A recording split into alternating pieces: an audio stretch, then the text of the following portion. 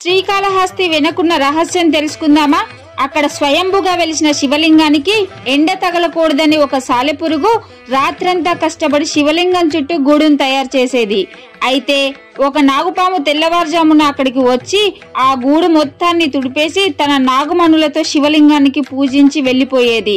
మరికొద్ది సేపటికి ఒక ఏనుగు అక్కడికి వచ్చి తన తొండంతో ఆ శివలింగంపై నీళ్లతో శుభ్రం చేసి పుష్పాలతో ఆ శివలింగాన్ని పూజించేది. అలా రోజు ఏనుగు రావడం చూసిన సాలెపురుగు రోజు నువ్వు పెడుతున్న నాగమణిని ఒక ఏనుగు వచ్చి తీసేస్తుందని నాగపాముకు చెప్తుంది.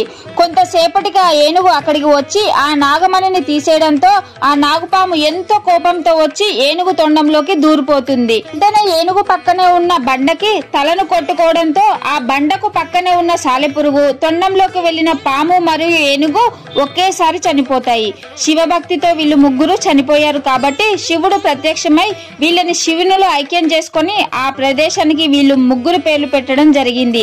శ్రీ అంటే సాలెపురుగు, కాల అంటే సర్పం, హస్తి అంటే ఏనుగు. ఈ ఆలయానికి ఈ ముగ్గురు నిదర్శనంగా శ్రీకాళహస్తి అని పేరు వచ్చింది.